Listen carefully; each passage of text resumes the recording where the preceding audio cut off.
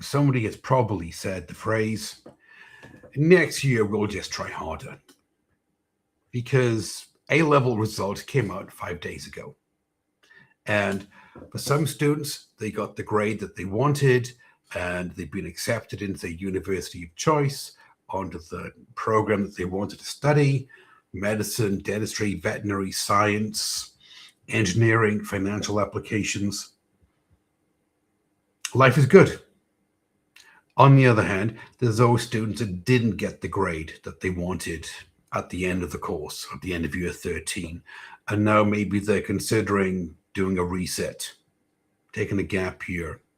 They've gone into clearing. They've accepted a position at a different university, maybe a different program, not exactly what they wanted, but something similar to it. Or maybe there's students who are at the end of year 12 going into year 13 in September, and they didn't get the grade they wanted on the UCAS prediction exam. And they haven't been predicted the grade that they need in order to be a competitive candidate for medical, dental, veterinary schools. And what's the most natural thing for you to say, parents? The most natural thing for you to say to your teen, son, daughter, next year we'll just try harder. And there isn't anything wrong with saying that. There isn't, because it's a bad instinct. It's not the wrong thing to say. It is actually the right instinct based on the evidence that you have, because everywhere else in the world, in every other situation, this is the right approach to have. So, for example, let's say at work, you wanted to get a promotion. Well, I'll just work harder. I'll raise my hand more in meetings. I'll volunteer for extra activities. Or if you wanted to get fitter, well, I'll just go down to the gym. I'll exercise more. I'll diet more. Increase the effort and you get more of the result that you want. You work harder, you get more of what you want. Except when it comes to academics, except when it comes to A-level. Now, why is it that it doesn't work for A-level? Simple.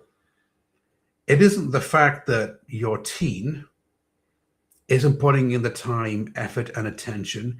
Because parents, I believe you when you tell me on the calls, when you tell me my son, my daughter is working so hard. They're upstairs in their room every night studying, revising, all day Saturday, all day Sunday. They don't have a school life balance. They're really giving it everything, Graham, that they possibly can give it. But they're not seeing the result which they deserve. They're not getting the grade that I know that they can earn. And the reason for this is because they're using the wrong method.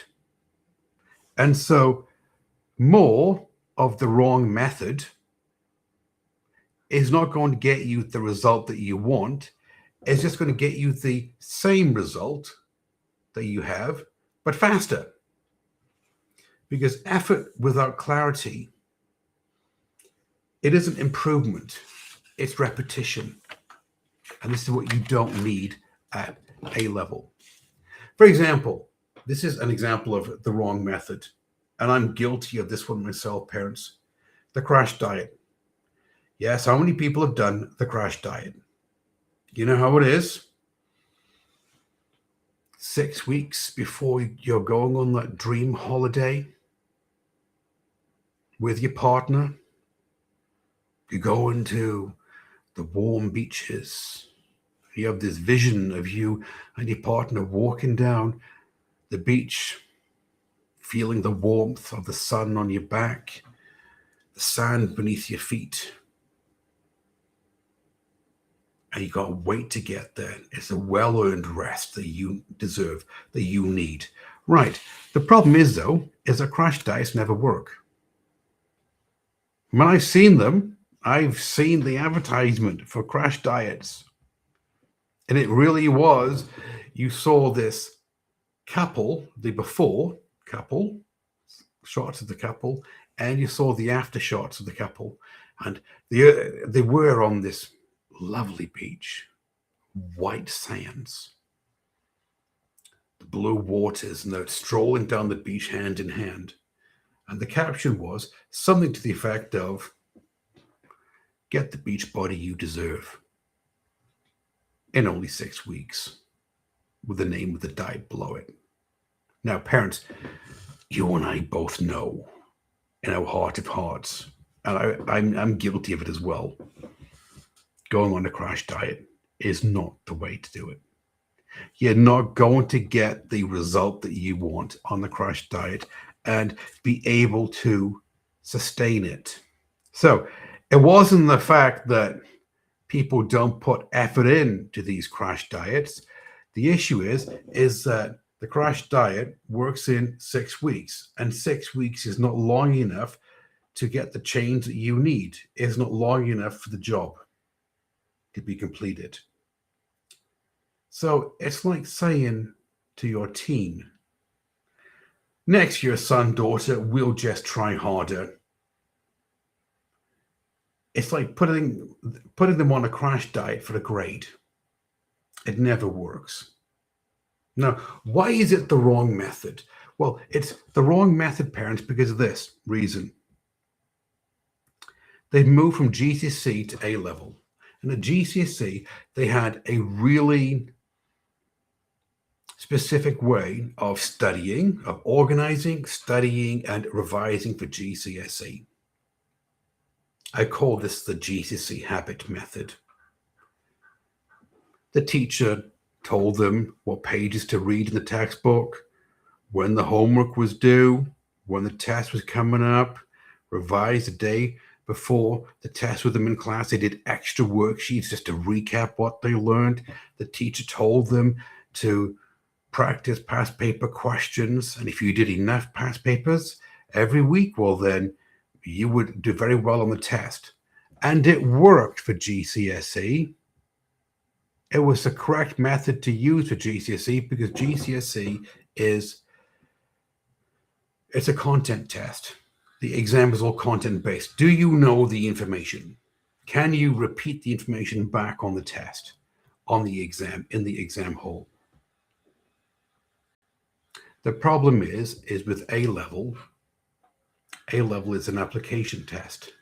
It's all based on, can you apply the knowledge? The questions you've never seen before.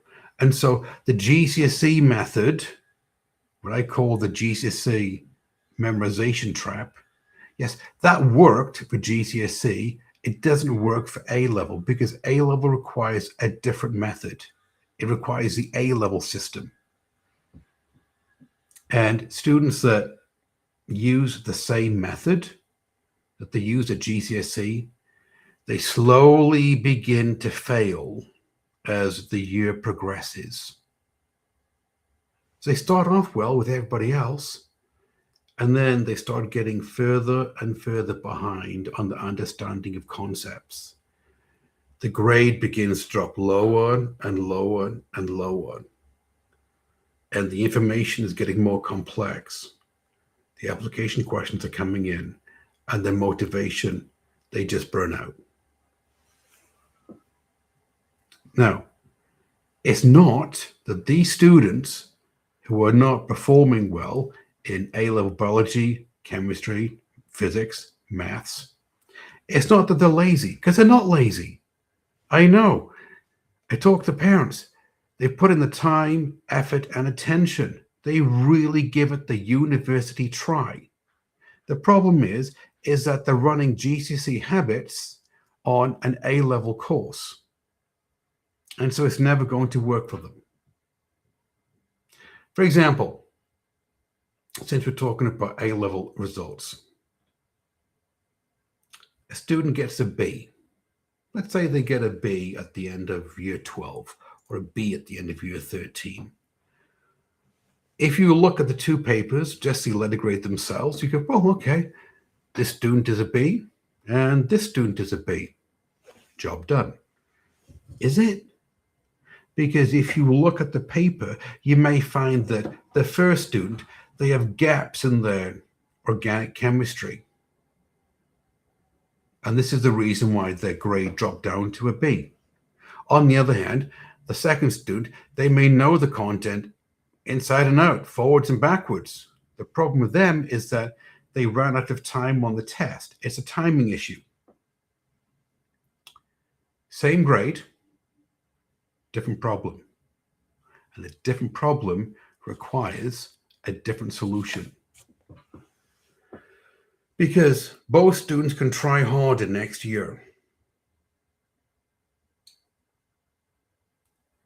And if they do, you'll get the same answer. And the issue is that one student would have wasted a year because they're not using the correct method that they need to use in order to get the grade that they need. They're not using the A-level system, they're using the GCSE system. So what does difference mean then? Well, what it means is this, right? It does not mean more hours, right? Let me clear the air on this bit. I'm not saying your teen needs to study more. They don't need more desk time. What they need to do is that they need to start asking different questions. For example, when a student comes to work with us, the very first thing we do is we diagnose what they know and what they don't know. What is the cause for them losing the marks? Is it because they don't understand the concepts? There's a conceptual gap. Is it are they falling down on certain types of questions? Multiple choice, definition, concept, the maths one in A-level chemistry, the mechanisms, the 6-marker questions. Where exactly are they losing their marks? Is it because they're losing the marks on the use of command words? Is it exam technique? They're just reading the question wrong. Or is it that they're losing confidence in the exam? They can do it outside of the exam hall, but inside the exam hall, they just go to pieces. So we ask different questions. And then we fill in any conceptual gaps, because you can't do well in an exam, like A-level chemistry, for example, if you have gaps in your understanding. So you have a really, really solid understanding of the concept. Not broad and shallow, but broad and deep. And there isn't a question out there that they can't answer. And then we show them how to study, how to revise in the way that they learn based on the 6 principles of neuroscience. And after that, we help them with the confidence. So when they walk into the exam, they are confident that they will do well. Because if you do this, it's the A-level system, and it's the right method to use for A-level. Because as the saying goes, you can run to the east as fast as you want, but you'll never see a sunset. And I see this all the time, parents. It's with students. They just say, well, I'll just do more past paper questions. I'll put in more hours. I'll work longer into the night. But the problem is with the wrong method. They're running in the wrong direction. They'll never get the result that they want. Let me give you an example of this one. I mentioned Amina before. So Amina, all right, we're all using a pseudonym because we've got to protect student identity. But Amina, when Amina came to us, she had a D in A-level chemistry. She had been predicted an A star, and she did well at the end of a year 12 UCAS test. But then she went through a personal tragedy, and at the beginning of year 13, she was sitting at a D in the mark book. Now, Amina was somebody that put in the time, effort, and attention. So effort was not the problem. What was wrong was the method. Because what she was doing is that she was using the GCSE study method, the habits of GCSE. She was memorizing answers to past paper questions. She was copying over notes, rewriting notes, watching YouTube videos, trying frantically to understand it, but she's all over the place. And so what we did is we helped Amina put together a meaningful study schedule, revision plan, got it organized with a school life balance. We then diagnosed exactly where she was losing marks on the tests at school. And the answer was that it was exam technique. She was misreading the question, the command words, and she was losing marks. Also, she had exam nerves. She had panic set in because every time it came up to a test, the pressure was getting higher and higher and higher, and she was spiraling downwards.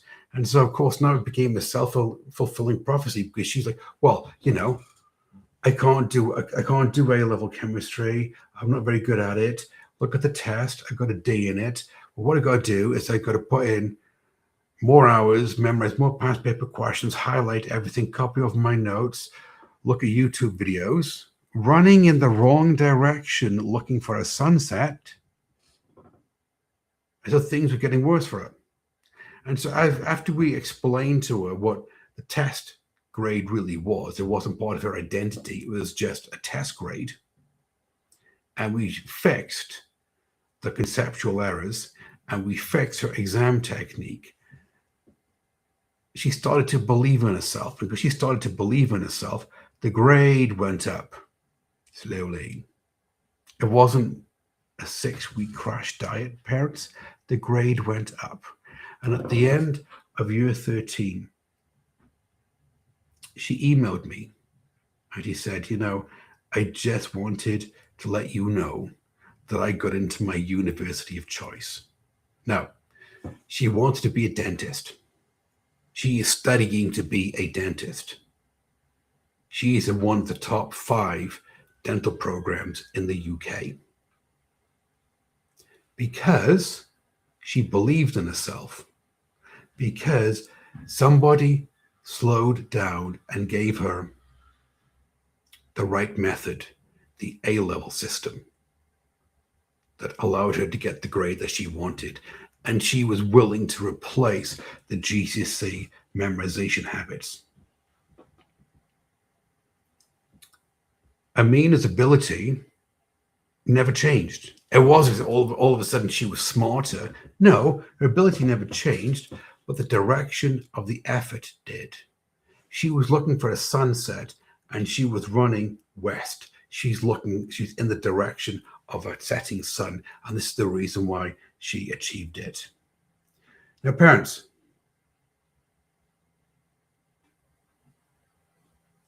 what you need to do is have a think. The next conversation that you have with your teen, can we just change one word? Rather than say, well, we'll work harder next year. Let's say we'll work differently next year. Let's make that change. Now, the outcome of next August, which would be August of 2027,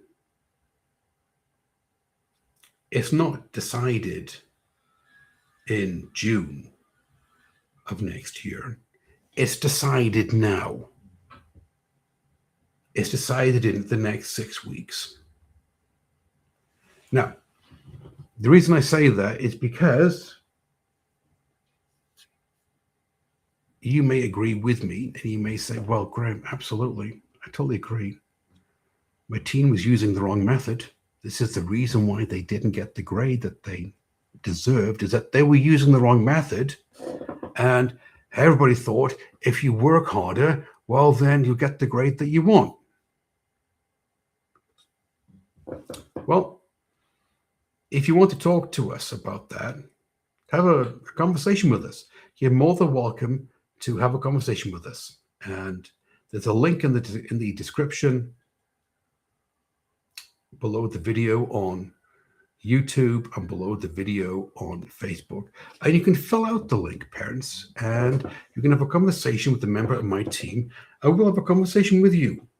And we'll explain to you how we help teams get the grades that they need in A-level biology, chemistry, maths, so they can be competitive candidates for medical, dental, veterinary, financial, and engineering programs at the chosen university in the UK.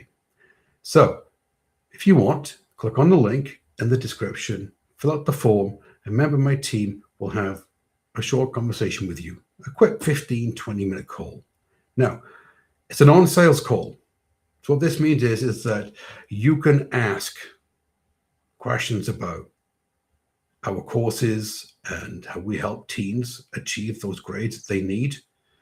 And you can tell us where your teen is. Are they doing a reset? They're going into year 13, they're going into year 12, what the predicted grade is, the aspirational grade is, what university they want to go to, what program they want to study, be a doctor, dentist, veterinarian. Okay, ask away all the questions that you want.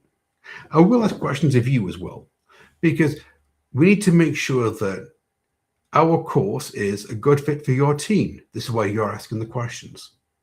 And we need to make sure that your team is a good fit for our course, because we don't accept everybody. And at the end of the call, you will have all the information that you need, and you can make a well-informed decision. Everybody take care, and I'll see you in the next one.